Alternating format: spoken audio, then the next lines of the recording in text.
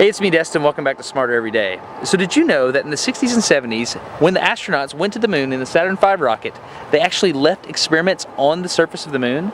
In fact, there's one that's still there today and it's still operating. We're still getting data out of it. But before I explain that, I kind of need to go to the bathroom. All right, here where I went to grad school, we shared this building with NASA, which is interesting because every time I go wash my hands after using the bathroom, I think about the moon. Check this out. On one wall, we have a mirror, and on the other wall, we have a mirror, and they're lined up. Now, all this makes for some pretty interesting, fun stuff. But what I want to talk about today is right here. Look at that. No matter where you go in the room, you always see the camera lens right in the corner of the mirror. This has pretty serious implications for NASA science on the moon. Now, it's so important that I've asked Henry from MinutePhysics to explain it to you. Let's check it out. A corner reflector like this one is an ingenious and beautifully simple device. It takes advantage of the fact that a mirror mirrors one dimension of the world. If you have a second mirror, you can reverse back to how you started. But if the second mirror is at 90 degrees to the first, now when you mirror back, the world will have rotated 180 degrees. So if you send a beam of light into a corner reflector, regardless of what direction you send it in or what direction the corner reflector is oriented, it'll come back rotated 180 degrees into a parallel return path to its source. If you look here at the top of the camera, you can see that my name is mirrored. But if I bring it over here to the side in the corner, look at that. You can read it. You can probably see it a little bit better with my shirt. Can't read it? Now you can. That's because you're seeing a reflection of a reflection. But look at this. If I look back at the corner and then I tilt the camera up, I'm no longer aligned. I can't see the lens anymore. Now that tells me that I'm not in a true return path like you tried to explain to me.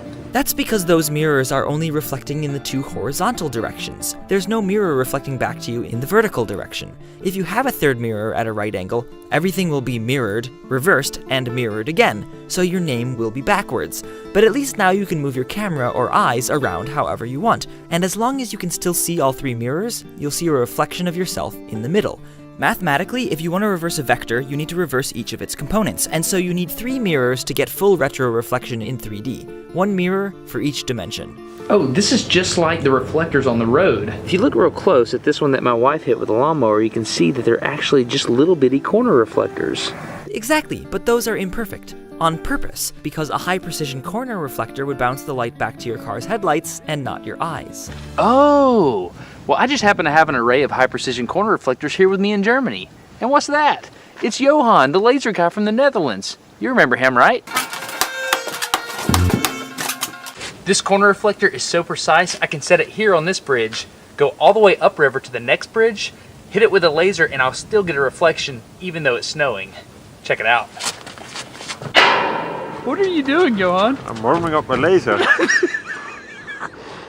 All right, and why are you doing that? To get it to the right temperature, because it's very temperature sensitive. Oh, okay. All right, can you ping the reflector? There it is. Clearly, you're getting a return. That's what, like 500 meters away, would you say? 350.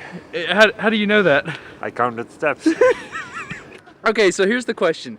If Johan is able to get a really good reflection at 350 meters away in the snow with a handheld laser that he's having to blow on to keep alive, then what are we able to do if we put a high precision laser reflector on the moon?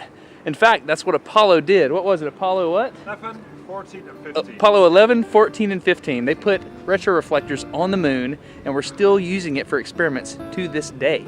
Right. Experiments like monitoring the distance to the moon. If you count how long it takes a photon to get to the moon and back, you can just multiply by the speed of light, divide by 2, and figure out the distance to the moon, within centimeters. Exactly, Henry. So if you shoot the moon with the laser, 2.56 seconds later, divided by 2, 1.28 light seconds to the moon. So if you do the math, that ends up to about this far from the Earth. Anyway, this is useful for understanding the detailed nuances of the moon's rotation and orbit, measuring movement of tectonic plates here on Earth, and even testing the fundamental principles of general relativity. Corner reflectors are not just used in optics. You can also use it for any type of reflected electromagnetic radiation. Here in Frankfurt, Germany, there's a bridge with long posts coming off the big pylons there under the bridge. We've got a big boat about to go under the bridge. And if you look at the very end, there's corner reflectors. Only they're not mirrors, they're just metal. He's using a radar to guide off of those corner reflectors so he doesn't hit the bridge. It's basically a passive lighthouse, only it's not light, it's radar. Cool! So corner reflectors are like a lighthouse that tells you its distance, except better because they don't need their own source of power. That's why they were a good experiment to leave on the moon. Actually, the Apollo astronauts left other junk on the moon too. Come over to my channel, MinutePhysics, and I'll tell you all about it.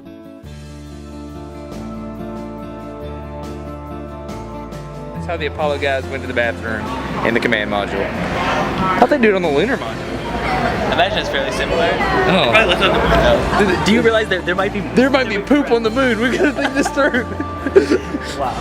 I didn't even think about that. We always talk about the other stuff that they sent. Did they leave their poop on the moon?